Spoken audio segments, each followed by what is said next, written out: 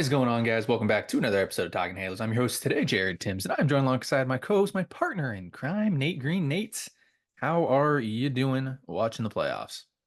Fantastic. Playoff baseball is the best. Playoff baseball, Watching meaningful baseball is fun too. playoff baseball is the best, and just talking about the playoffs is a great segue into what we want to talk about today. Slightly Angels related, I guess, maybe not as much as what we normally do, but could definitely be Angels related at some point down the line. But first, before we get going, just thank you everybody for watching and listening to this podcast here at Talking Halos. Go ahead and like, subscribe, comments, drop a comment down below if you're watching us on YouTube. Let us know where you are watching us from. We really like that. Follow myself on you can follow us on all our social medias, X, Instagram, and Facebook. You can follow myself on X, Jared_Timms, Nate at Nate Green 34. Let's get it rolling here, Nate. And like I was talking about before, playoffs, fantastic segue. I love playoff baseball. It is a lot of fun. Um, and do you want to talk about my A question or my B question first? I'm trying to think of what A and what B is. Okay, I got it now. A or Okay, B, let's because it's like the same let's thing. go A. I'm gonna go A. Okay. You said playoff baseball is fun, right? Uh-huh. A lot of fun. Does Artie Moreno deserve playoff baseball? He's already gotten playoff baseball. No, at this point though, like he got it a while ago, but at this point, does he deserve playoff baseball? Like that was a bad answer to my A question. So A point A. Yes. Um, I'm not gonna say he doesn't deserve it because he spends enough money to do some things. Now, do I agree with everything he does? Absolutely not. Do I think that he could do a better job? Absolutely.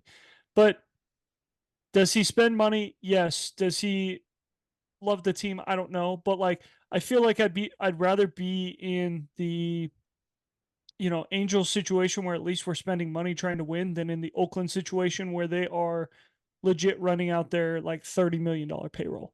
Or, some of these other teams that really don't feel like they're trying. Um, at least Artie says he's always trying, and at least it kind of looks like he's always trying. Now, if you want to nitpick at like the GM and be like, well, he's never hired a GM with experience before. Yeah, I get that. Do I agree with that? No. You can say like, well, he's had a lot of off the field issues. Yeah, of course. And there are a lot of other teams that have had off the field issues as well. But when you really look at it, can you blame the guy for spending money and trying? Like, can we get upset at him for that? No, and I don't think we ever have gotten mad at No, him no, I'm for not saying spending we money. do, but I'm saying the Angels fan base does typically say that Artie could spend more money. Like, and especially when you look at the Dodgers and the Mets and the Yankees, they spend way, way, way more amount of money. But like, at least he's trying. Now, did he re-sign Shohei Ohtani? No. Did he do some things that like you might not agree with? Absolutely. Like, but it's hard to say he doesn't deserve it when like he's doing everything in good faith. It seems like it's not like he's tanking. It's not like he's um bringing this roster to the bare bone. Like, I mean, I'm sure you and I would want the roster to be a little bit, if we're gonna be this bad, make it bad. But I think you and I would be way more pissed off knowing that Artie Moreno is as rich as he is, and he's put a $25 million team on the field. That's fair. And sidebar, Rhett Bollinger of MLB.com came out with an article either today or yesterday. I don't know exactly when it was. Spoke on the phone with Artie Moreno, said that the reason why they didn't sign Shohei Ohtani was because Mike Trout and Anthony Rendon contracts, perfectly Mhm. fine. I Yeah, would no, guess. absolutely. And then he also said that they had trade offers for Shohei Ohtani in 2023, which means that he vetoed those. I would assume. I would have to assume he vetoed those. Unless it wasn't. Here's the issue with that, with like assuming that he vetoed them, and I'm sure he did. I'm sure he did. But you also have been on the record multiple times saying there's no trade that makes sense.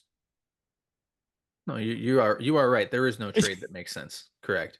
So he gets hammered for not making the trade. He gets hammered for making the trade. I still think he should have made the trade no matter how bad it looked, because any pieces would have been better than no pieces. Especially with that answer of like, oh, hey, we weren't going to re-sign him to that much money because of the Trout and Rendon You knew you contract. weren't going to re-sign him though. That's the crazy thing I, about it. But they I also think Artie didn't think that the number would get that high. I don't think anyone thought the number would get that high. no, nobody So really did. I think Artie probably thought that the number was going to be a little lower, and if the number's a little lower, maybe he does sign him again. Does he do things that really piss you off? Yes. Does he do things that I wouldn't do? Absolutely. But like, is he spending, hundreds of millions of dollars every year to try and put a winning team on the field? Yes. So you say yes. You didn't answer my question though. Yeah, Did he deserves I deserves don't think playoff anyone ever baseball? deserves anything. But I wouldn't say that he shouldn't be in the playoffs because of the way he's been an owner. Like I don't think he's been um like that bad. Like I don't think the A's owner deserves to be in the playoffs ever again. I'm Just because for you to strip it down that much and be like, hey, we've had competitive teams, we've had guys that are still under relatively good team control and good contracts, and you're like, yeah, no, we're just gonna try and be major league, the Cleveland Indians of major league, and make it where we're so bad that we can move to another state. That's fair. I'm playing Derek today, by the way, on you. So I'm Huge. gonna, yeah, no, it'll be good. It'll be good. Okay. On continuing on with the Artie Moreno talk here, would you consider him a fair weather owner? Ooh, I've never thought about it though. It just randomly popped into my head. I hope you've never thought about it either. And I'm kind of No, I haven't really thought of that. weird, right? Because I mean, like you think about it, like Angels make the playoffs, and all of a sudden, Artie's all over TV because he's showing up at games, right? Right now, when was the last time we think that he? I mean, he's probably come to some games, right? Like it's fair to say here and there, we would assume, but like you don't see him like you used to, Mhm. as much as that sounds. So like, or are all owners like this? Like as weird as that sounds, it's not necessarily the White Sox because that's really tough to watch, but like, The you know, Cubs owner's usually there. Like he's one guy that like always was there, but um I don't know.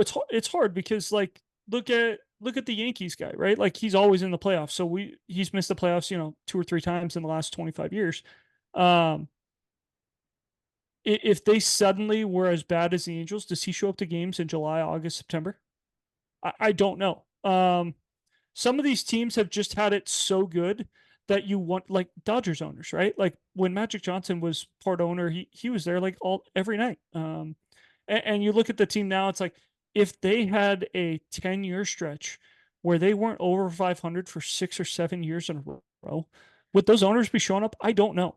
I think it's very hard to show up, especially in July, August, and September, especially with the rosters that the Angels are putting out there. And you could blame that on Artie, you can blame that on Perry, whatever. But like, um, I guess it's not like the NFL where it's 16, 17 games, yeah, it's a and like hundreds and there's 81 home games. Like you don't see too many owners traveling on the road.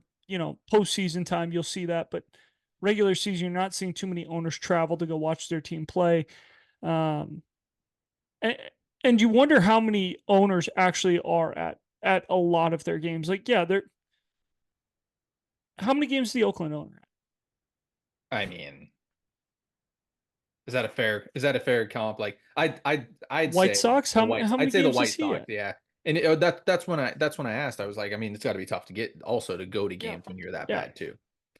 So I don't know. I, I Interesting. would probably say yes, he is a little bit of a fair weather fan because when the Angels were good, he was trying to show his face a little bit more. But like even then, I feel like a lot of people didn't love him as an owner. Like even early on, people were like, "Oh yeah, you signed Albert Pujols." Like we were super excited because he was spending money, but then the Angels weren't doing It's like what if enough. People felt like so even then, people felt like the Angels weren't doing enough to win. So I would say that he's probably always been looked at as like a C plus, a C minus owner at best. Where like some of these owners, like at best, you're saying like, well, when he was really good, he was an A plus owner. When he was really bad, he was an F owner or whatever. But like, I think people are looking at Artie going, he's an F owner and C minus at best, even when the Angels were making the playoffs. So, um, yeah, I would probably say he's a little bit of a fair weather fan just because of the way that he's had to go about things. It's fair. That's fair. I don't want to bust Artie's balls by any means. I just that was one of the things that I thought about. Like I was sitting here watching the playoffs the other night, and I'm like, I wouldn't want I wouldn't want to see Artie on TV when the Angels are in the playoffs. Like I just that would like really bother me. Now, And uh, would he be? would he be on TV? Would he Yeah, be? like would he even like show up enough to be like in a space to be on TV? You I know, mean, like I think that he likes I think that he would like the publicity. I think he would like the media. I think he likes all of that stuff. I don't think he likes the negative publicity, yeah. but I do think he likes the media and being the spotlight of attention. Like that's just kind of who he is. Like he's somebody that he walks in the door and it's like, oh, who's that guy? Hmm. That's that type of thing with Artie Yeah. Moreno. Even if you didn't know who Artie Moreno was, he's just that type of person. I feel like so.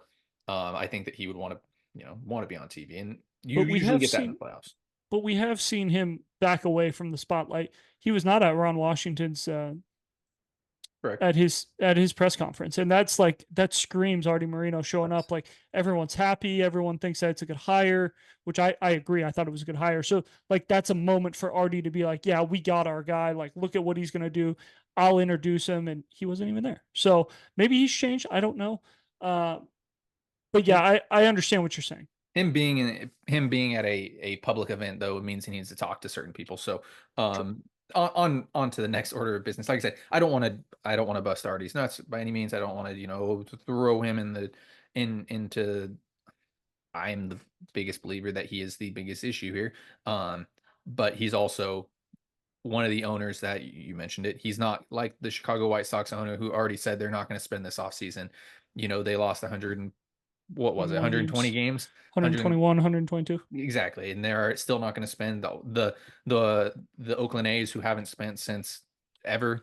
It's just kind of that's Artie at least goes out and spends and is it on the right stuff? Sometimes not. Um, so I just wanted to get your take on that because just playoff baseball is a lot of fun and I was intrigued and I'm not going to give my answer. Those of you watching us on YouTube, go ahead, drop it in the comments below. I like hearing what everybody thinks about these and I read all the comments too. So next order of business, playoff baseball. We talked about it. This is very much so a playoff baseball centric podcast for us here and I don't like the way the playoffs go. I don't. I've been verbal on Twitter. I say it every single year. I say the best teams are not are not being awarded anymore. They really aren't as bad as weird as that sounds. Baseball is very much so a momentum game. It's very much so you had teams that are taking a week off. Nate, you know how tough that is. I mean, even Yeah. in college baseball, you get a week off, and all of a sudden, you got your guys who are rolling. You get your three hitter who was slumping, but all of a sudden had a good series. And now you take a week off, and it's like, dang, like I would like to have played the week after and things like that. But I think it is such a disadvantage for the 1 and 2 seeds, and I think we're seeing it a lot this season already as we're recording this. It's a tie game in the Tigers Cleveland series right now. But the Tigers are up by a game, but Tigers are also extremely red hot. The Dodgers and Padres are going to a game 5. Padres had a chance to win it. The Yankees are up 2-1. There's always an outlier. I know you're going to bring up the Astros, like I already knew you were going to. I have to call you on it. And I mean, what's the third series or the fourth series? So, um, it's the Mets. The Mets have already beat the Phillies, and the Phillies looked really bad. And back onto the Guardians. The Guardians have barely scored. So I don't know. I just don't think that the 1 and 2 seeds get a huge advantage. I think it's a disadvantage for those teams. And Nate, I know you're going to disagree with me, but I go. am. I know you are, and So everybody will. uh, I think they have to because this has been in effect since 2021, correct? 2021 is when the new postseason rules went into effect. 2020 they had like the weird rules where I think it was 16 and they decided on 14 was the actual answer. So in those 3 years, 2 of the years, the team who has gotten a bye has won the World Series. The Houston Astros won it in 2022, and 21 the Atlanta Braves won it with a bye. Or did they have a bye?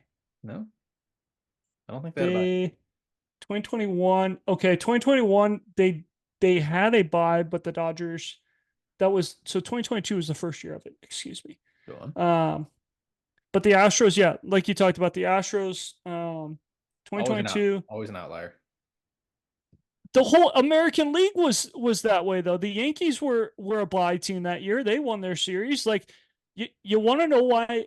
You want to know why the National League struggles with this? It's because there's one team that has finished in first place for 14 of the last 15 years, and they use analytics, which is a very good tool when it works for 162 games. But when you use it over 5 games, it doesn't work. Who are you talking It about? doesn't work. That's why the Dodgers haven't won a playoff Oh, series in a Dodgers. while.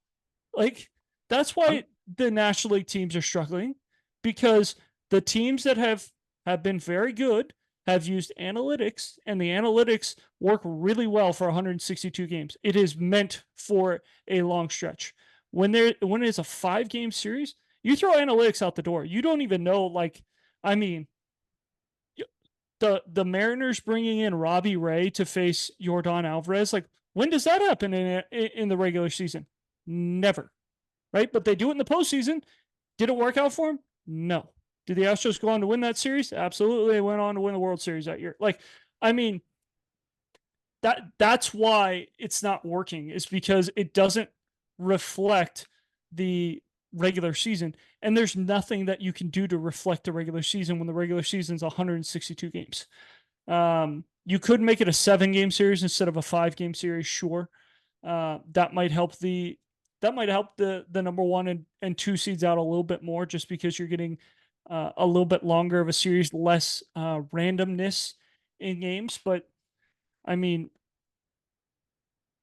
it's worked out for some teams. It really has. The Astros dominated that postseason series, and they had just as much time off as everyone else. I, The I don't. Yankees won their postseason series that year.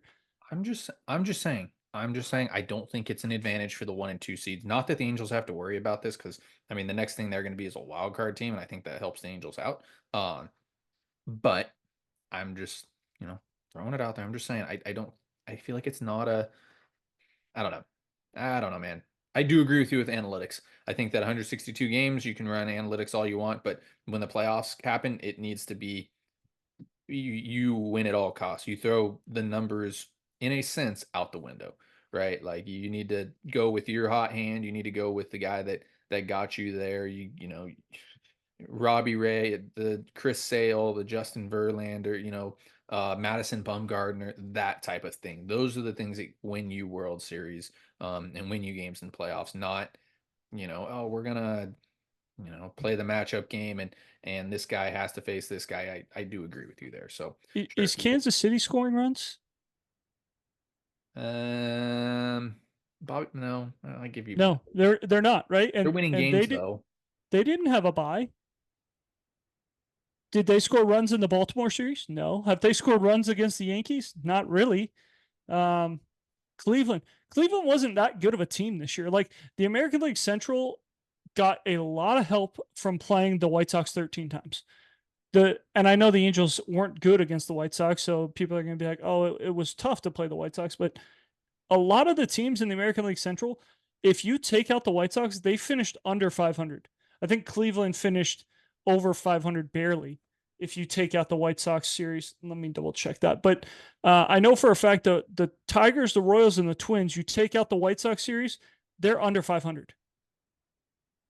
So, like, to sit here and be like, "Oh no, Cleveland lost," like, okay, Cle- and we Cleveland don't even lost know if to it. Cleveland's going to Cleveland lose, but lost like to an AL Cleveland, Central team. That's the thing. Like okay, but it's just I don't think that the bye I don't think in baseball taking a week off helps, right? And I think that's I think you agree with me on that. I don't think I don't think it's helpful, but I think there are things that you can do, and like, I think the Astros found the secret of what you can do when there's a bye, and it has helped them out. because they've been able to win. They've been able to get to the next round. Yeah, they lost to the Rangers. They lost to the Rangers last year. Yeah, because it was a Texas series. Yeah, they lost to the Rangers last year. But did they get to like? I don't know. It's just one of those things for me where a lot of those teams that are really good in 162 use analytics, and they use analytics in the postseason, and it just doesn't go well when you try and use stats that are meant for a long period of time in a short sequence. And I also want to bring this up because you and I talked about this off the record. Like, we love to say a starting pitcher in the postseason can't go through the lineup more than 3 times. So they go 2 times and we take them out, no matter how good they're doing, because we're really worried about them seeing the lineup a third time. But then we go and bring in the bullpen to pitch to the same 3 guys for 4 straight games. So what's the difference? Like, Kopech's going to face Tatis for the third time in a series. If he, I would assume that if they have any lead or the game's close at all, and Tatis is up, Kopech's probably in the game. I mean, but Kopech's already. Kopech's bumping a 101 with a disgusting slide. I know. I get what you're saying. I do get what you're saying. But Kopech's If bumping 101, and he's not on pitch 90 of the game. But I get what you're saying. I do. but that it doesn't matter. Pitch count does not matter to the analytic community. Like, we can go back to the Blake Snell game. What was Blake Snell's pitch count at that point? Not 60, high. 70? Yeah, that was stupid. And we're going to take him out because we can't let him see the lineup a third time. Like, Yeah. that's what a lot of these teams do. They don't care about the pitch count. It's like, you could be 55 pitches through 5 innings, but that 6th inning, you're going to see the top of the lineup again. We can't have you do that because, our analytics for the entire season say that you've been really bad against the lineup a third time. And it's like, yeah, but today I feel great. I'm throwing the ball really well. So who cares? That's going to be interesting to see. I think you're seeing the Tigers are starting to struggle a little bit with this. Tyler Holton was lights out for, July, August, September. As we've gotten into October, he has not been as good. And, he has pitched a lot in these series. Look at, I mean, what the Tigers are doing is not sustainable, though. Right? It's not sustainable.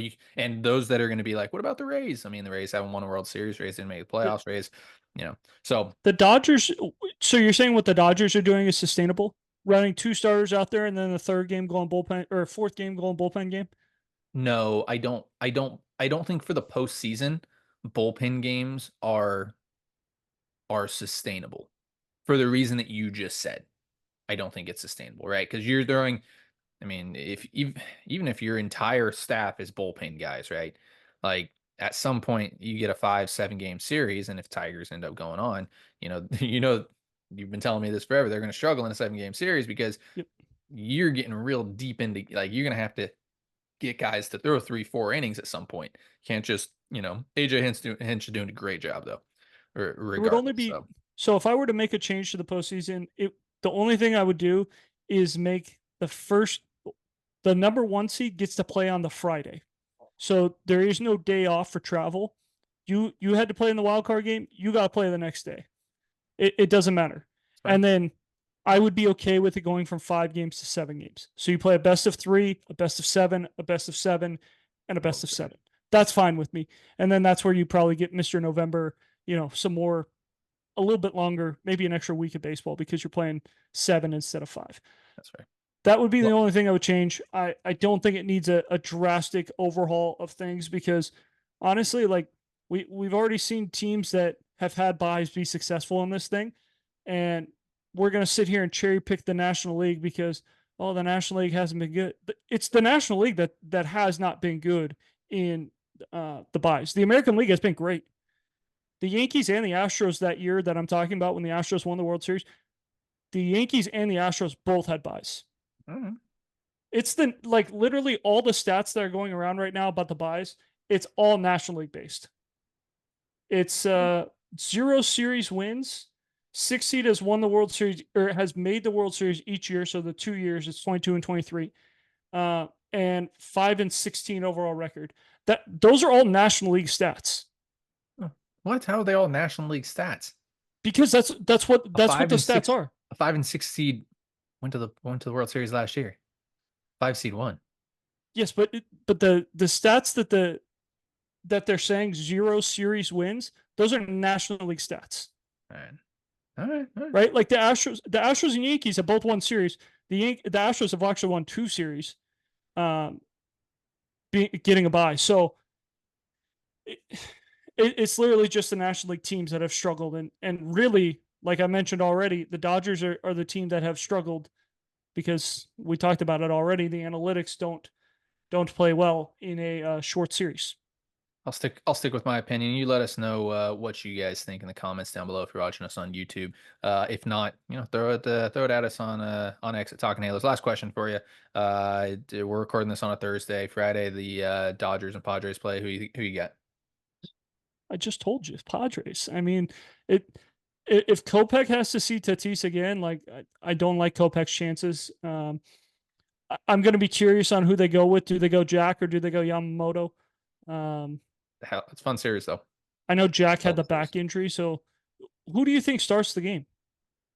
At Dodger Stadium's going to back up Flaherty, and if he gets going, I mean, there's nothing stopping him. I mean, he was all fired up last time. But there's also the opposite side of that, and I know Dave Roberts is thinking about this. What if emotions get the best of Jack Flaherty as well?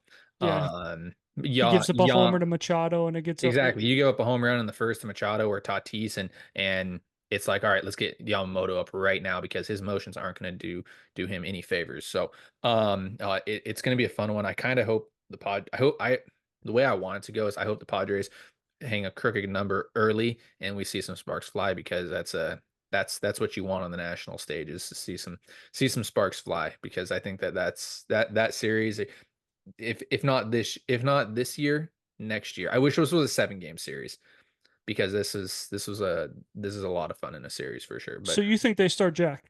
I uh I don't I that's a very great question. I'm sleeping on it. I don't make the decision until tomorrow when I go to the stadium and this kind of maybe a little old school, maybe a little weird, but I go to the stadium and I'm not telling anybody until I read the lineup card. And I know analytics. I don't know because you could like if Flaherty gets going and Dodger Stadium gets behind him, like that's scary for the Padres because Dod Yamamoto can't get going. no, but with everything that's happened and what happened to Flaherty, I'm just thinking about the emotions of last game that Flaherty pitched, right? Like if he gets going and he gets fired up, like that's gonna fire up the entire stadium. It's gonna fire up the entire Dodgers team. Like that's gonna be a lot of fun for the Dodgers. But if Flaherty gets hit around early and all of a sudden that stadium gets quiet and Flaherty's standing out there on that pitcher's mound alone, it's like, all right, we got to go to Yamamoto early, where Yamamoto hasn't been involved in any of this stuff. It's weird thinking. I know it's like that's really weird college thinking in a sense, but um, My I don't know. question is, I go, has either of them ever thrown out of the bullpen? Actually, I know the answer to that. Jack has thrown out of the bullpen. Has Yamamoto ever thrown out of the bullpen? And didn't he? do you really want to use game five of a winner take all to be, hey, let's experiment with Yamamoto out of the pen. He's never done it before, so hopefully it goes well because if not, Uh, we're in trouble. I'm just. I may have them both warm up in the first in before the game. Like I I know, don't. but then that means you're done with one of them. I flip a coin, man. I really do. Like If you have I both I of them get go. loose, you're losing one of them. Yeah, I know. I'm going. I'm probably going Yamamoto just because of the fact that again, if Flaherty gives up a couple runs there in the first, he's if he were to give up a home run to Tatis in the first, he's plunking Machado and he's out of the game. Like it's just I don't think there's a right answer, honestly, because Yamamoto's postseason stats in Japan were not good, and I know that doesn't always translate, but his first start was not good, and like you already mentioned with Jack, like he better be good right away because if he's off, that Padre dugout is going to be loud. yeah. I would really contemplate going an opener and then going to Flaherty because just honestly, like because of facing Tatis and Machado, like let So Kopech. then he's never I going to don't know. face Tatis. No, he will, but like I mean, you got to get through that first inning. If the Dodgers, here's my answer: if the Dodgers get through the first inning without giving up any runs tomorrow, they'll win that game. If the Padres score early, the Padres are going to win that game because that stadium's going to go quiet and it'll more than like I think it's going to be Flaherty on the mound. I would assume. I don't We'll know. see. I know he had the back injury. We'll see if he's able to throw on short Ah, rest. a lot of fun though. I want that. I wish I was a 7 game series because we knew coming into that was gonna be a heck of a series. So, just thank you all for listening to this podcast and watching us. Go ahead and like, subscribe wherever you are doing so. You can follow myself on X at Jared underscore Tim's, Nate at Nate Green 34. Guys, thank you so much for listening and watching. Have a great rest of your day.